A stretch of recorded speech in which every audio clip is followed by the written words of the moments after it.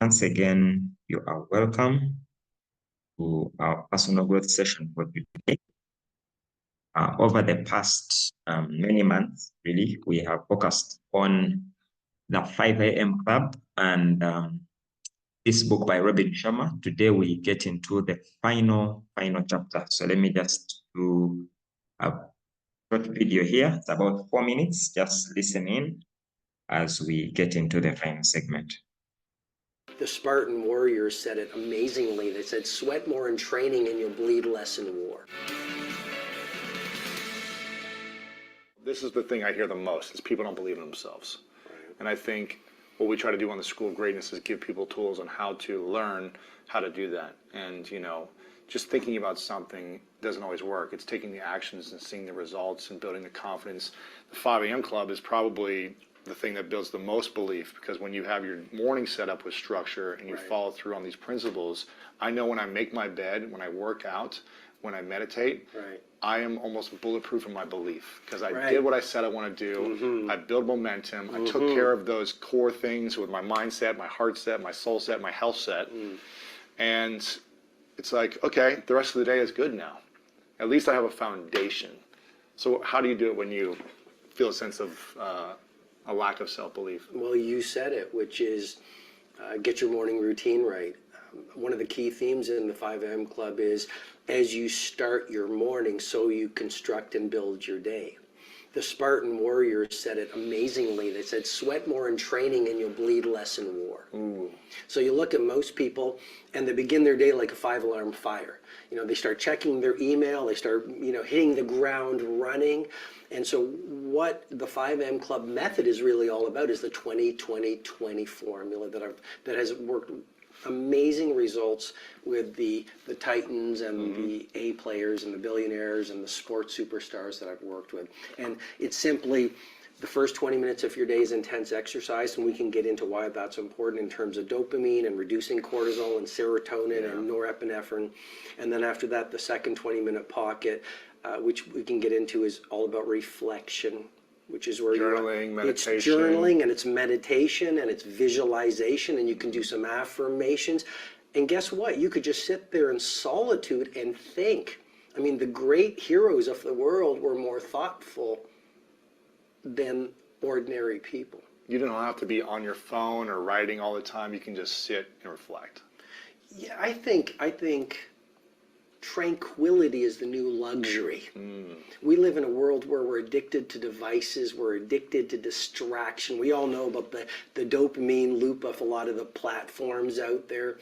And so a lot of people are taking the best hours of their greatest days, time that they could spend constructing their monuments, being creative, being productive, serving the world, building beautiful lives for themselves and their families, and they are just hooked to technology, hooked to likes. And and then the third pocket of the 20.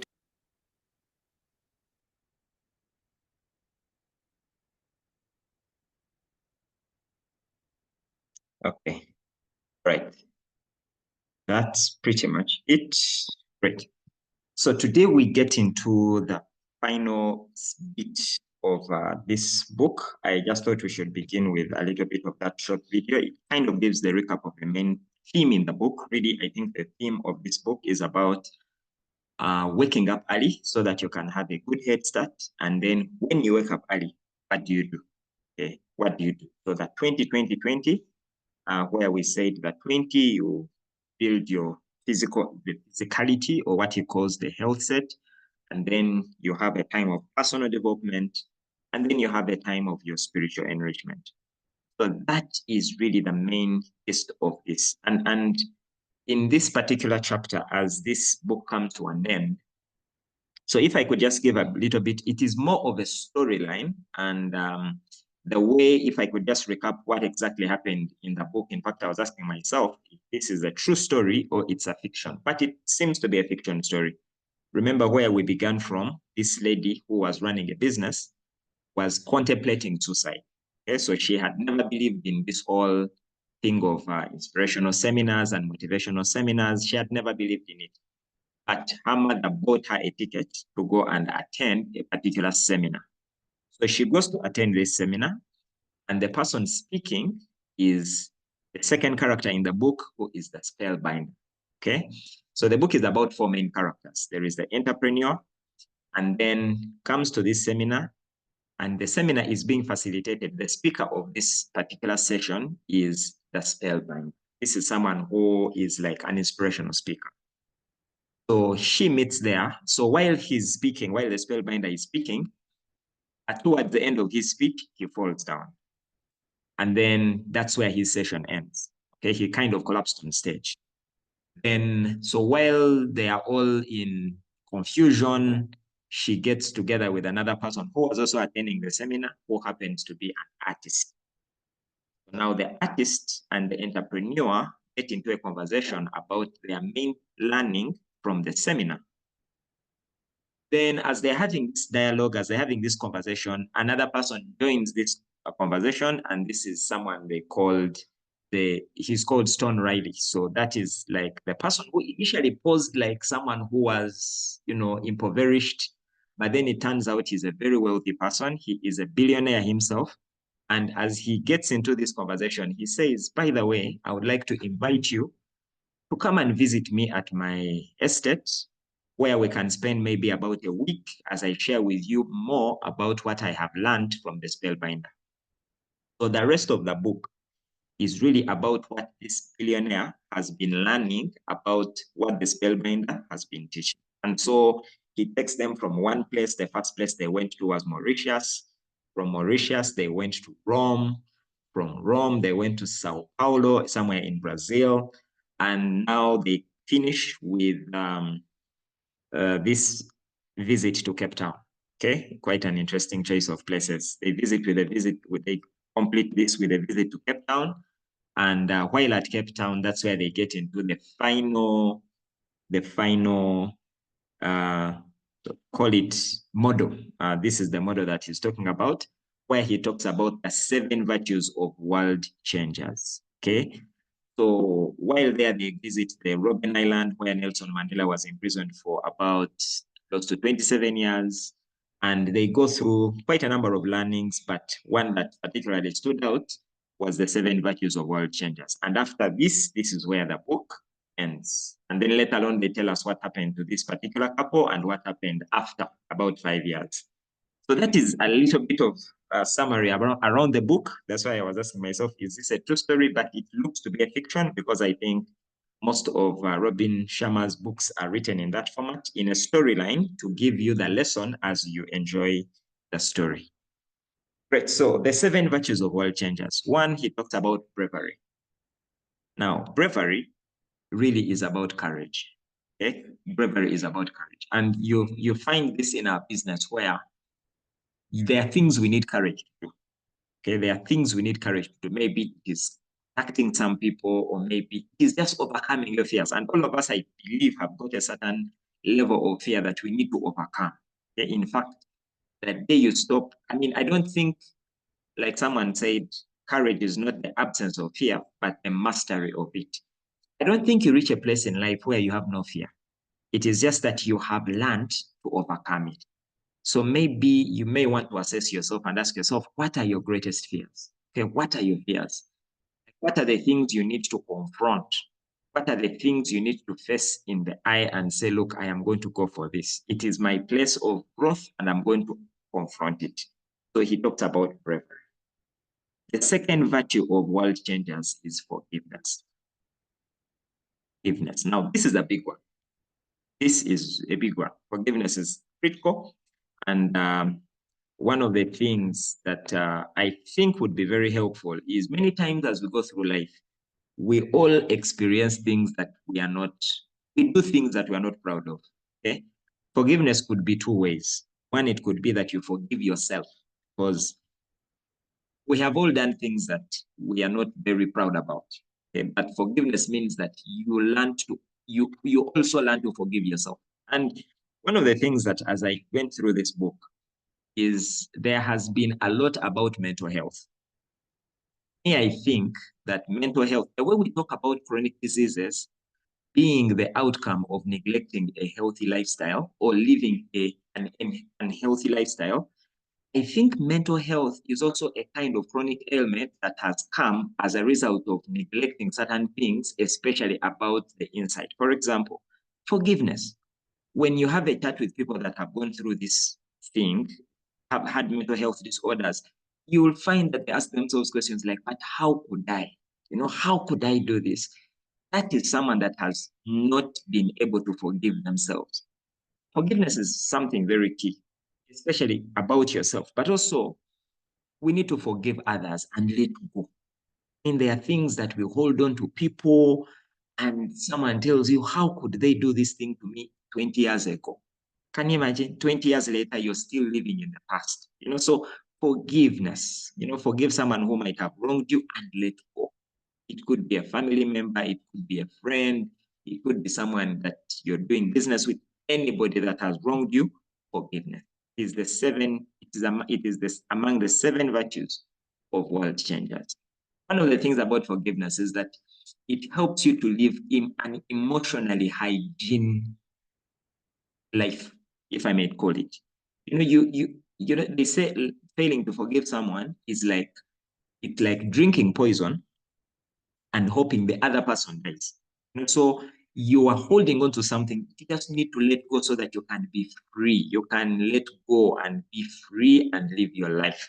So please, 7 virtues of world changers. The third virtue is the virtue of integrity. Okay? No wonder integrity makes the list of the 7 virtues, according to this author. That integrity is critical because integrity is who you are when nobody is watching. It's what you do. It's not what you display in public. Integrity is that who you are, especially when no one is there. Because when we know that people are watching us, there are things we do. There is a way you are conscious of how you come across. And it's what happens, what do you do when you know that nobody will ever find out? And that's why things like using the products. And you see, again, no one will, well, some people might visit your home, maybe your upline, or a few people, a few distributors might visit your home. But you see, we could be here and we all talk about using the products. You come in training and talk about using the products, but then you have no products that you're using. No one will need to find out. Okay? If you know that you don't, and yet you still talk about, you say you use and yet you don't, even though no one will ever find out, the reality is that then that is an area of lack of integrity, because it doesn't matter who sees or who finds out, it matters what it is. Integrity is critical. So we just need to pay attention to the way we live our life, especially the things you do that you know that nobody will ever know this one are those things that you do. That is a check of integrity, because there's a difference between reputation and integrity. Reputation is how people know you. That is reputation. How people know you based on what they see. That is your reputation. But integrity is the true character that you have, that nobody might ever know. That is your integrity. So let's be mindful of those areas. Let's be mindful of those hidden areas in our life that they do not reveal certain things that are not true about us, because one day someone will come across you and at a time you least expect it. I still remember one day we were in training, so I came down, okay, and entered the car. I rolled up the windows and then I began to take a snack. And this snack happened to be a piece of yogurt. So I was there in my privacy, just enjoying my snack. Then this guy, this was a distributor. He saw where I had parked. I didn't even know that he was coming. So he came, and then for some reason, he just wanted to see, is there someone in the car? And if it is, what is he doing? Is Jesse in the car? If he is, then what is he doing? Okay, so he comes and then he stands by the window. And then he looks at me and I was taking this yogurt. And then he says, oh, hey, now I understand that you practice what you preach.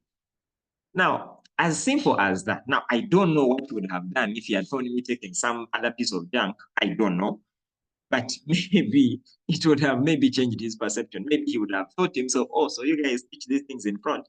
And then when you're off, you do whatever you want. I don't know. But the comment he made seemed to imply that, oh, now I understand. And for many people, they will say, now I understand, when they realize what you do in privacy is actually what you do in public. Let's be mindful of our integrity. Moving on to number 4, we have understanding. Understanding is a very critical virtue. And I think it is very important, especially when we aim at understanding others before we are understood. Understanding.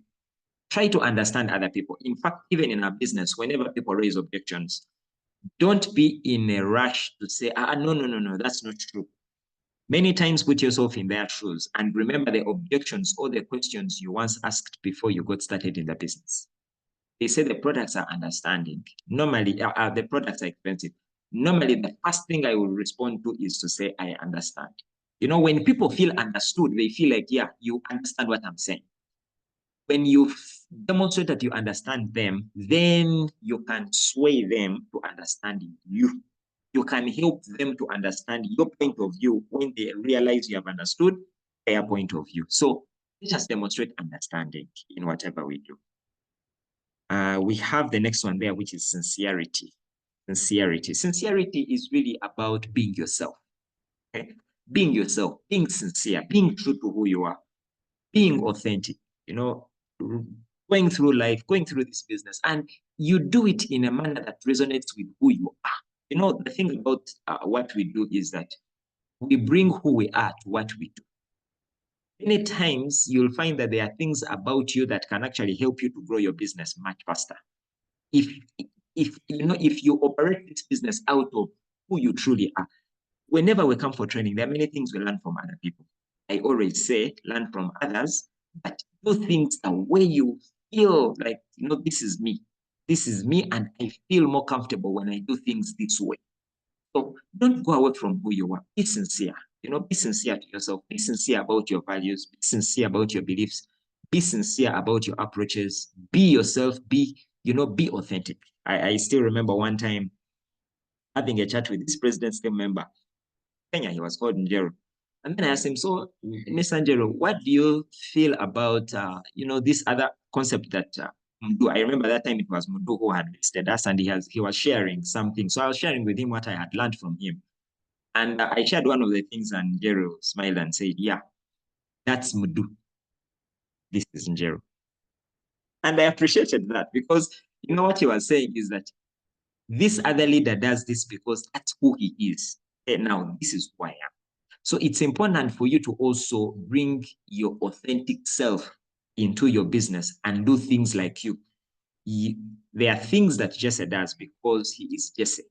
So you can learn from him, but there are things that you may not really do as the way he does because you are not him. So do them your style, and then we shall learn that from you. Bring that to yourself. I remember who was it? Morningstar. Yes, mentioned to me one time that, all the people I've sponsored, 98% of them have never called them. I text them a WhatsApp message. Okay, so for her, that's her style. It brings the aspect that she is very fluent, if I may use that, with a WhatsApp message. Be sincere to yourself. Another person will say, for me, all the people I've sponsored, it is social media.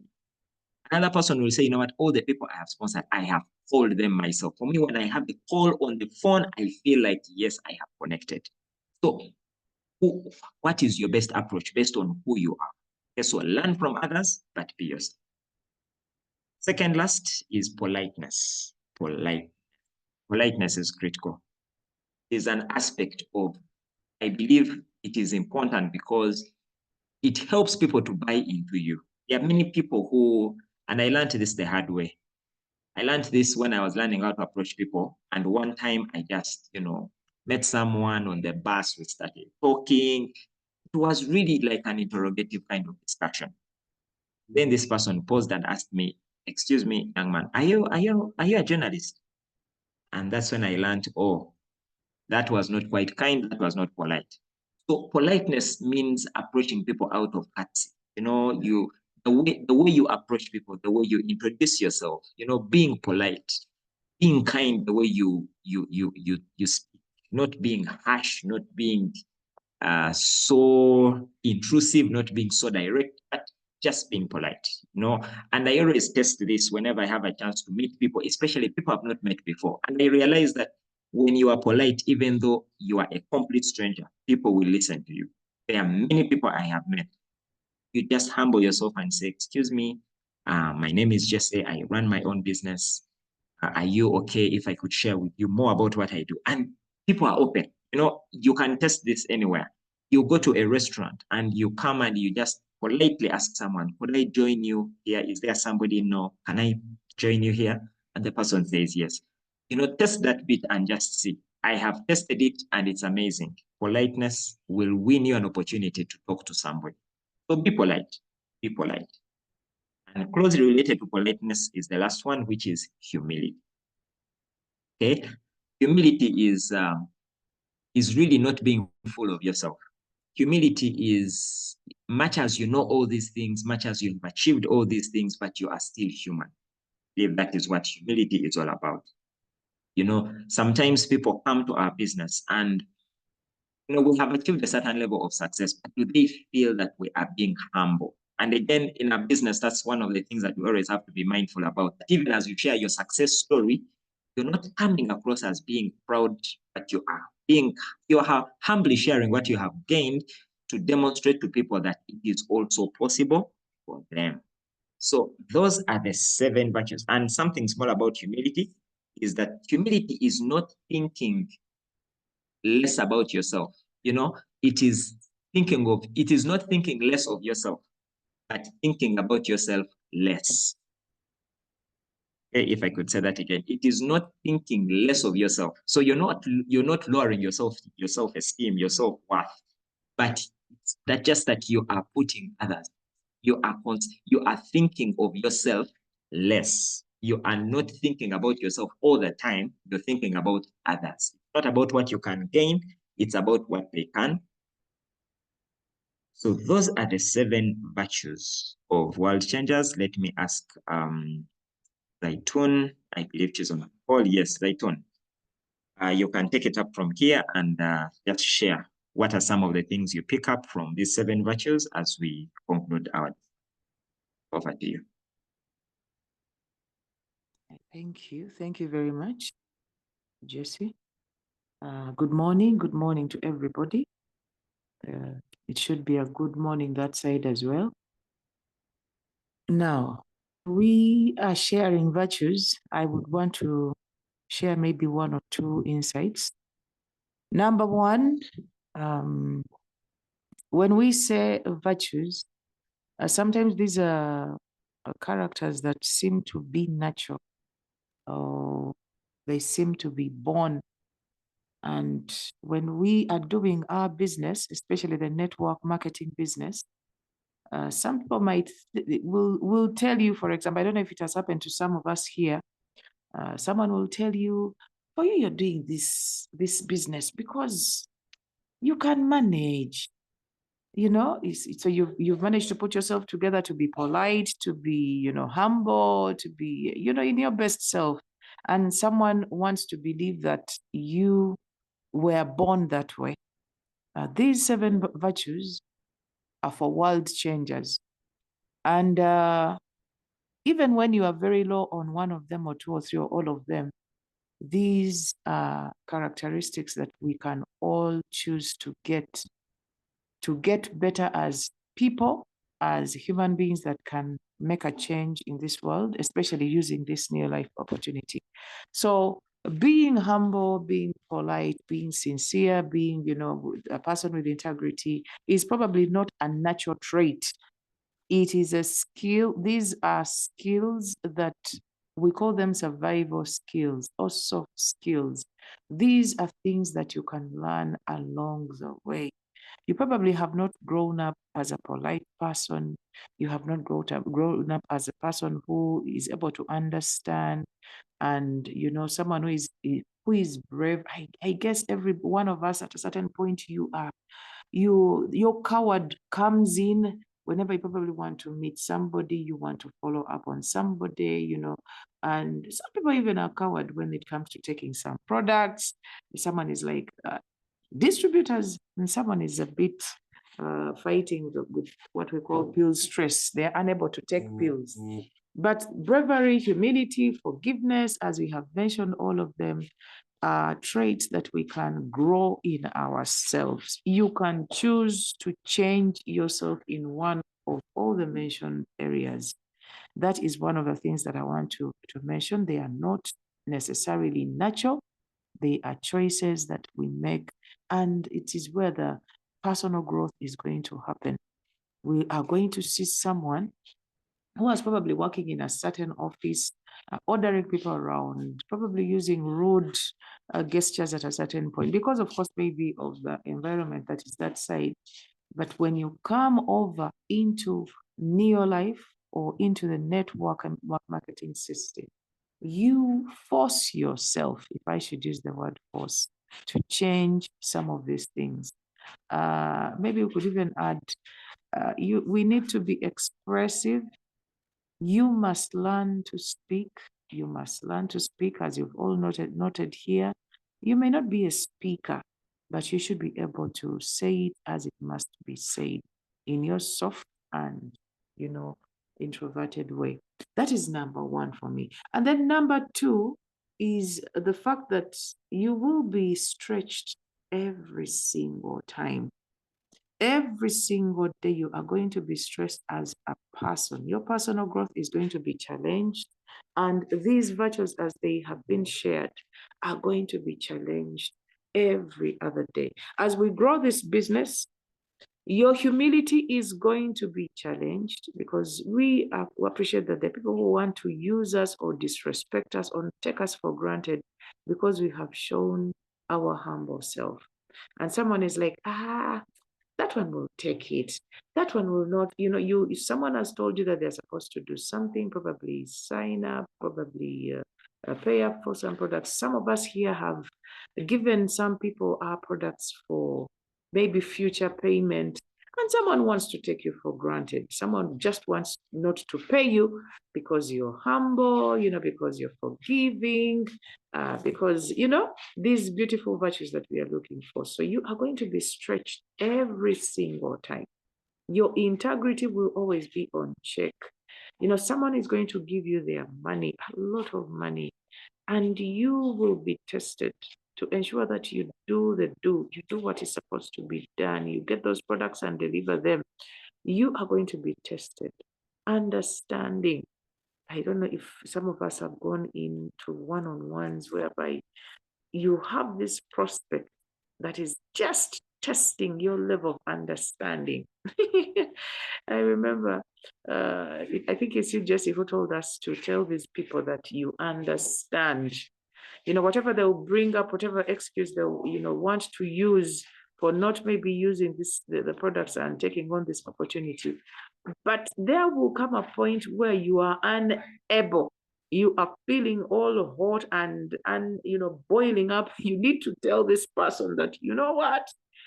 Go to hell, if I should use that statement. So your virtues are going to be stretched at every other point in the life of this business that we are building. And then lastly, out of the 7 virtues, bravery, forgiveness, having integrity, being an understanding person, and sincerity, being polite, and being a humble person. I would wish that you have 1, 2, 3 of these virtues of all changers, that you are like, you know what? Me, I stand for this, because this is where your character is going to stand out very, very clearly. People will stand up and say, that person cannot steal. That person cannot be rude. That person has the straw of forgiving you in themselves. Have 1 or 2, 3 that are non-negotiable, that cannot be broken, no matter how stretching people and life will be. Otherwise, these 7 virtues, we should not forget, are for world changers. And our opportunity is for world changers. So choose 1 or 2, 3, or all of them to help you be able to be stable in your life, personal life, and business life. Otherwise, Have a beautiful Thursday.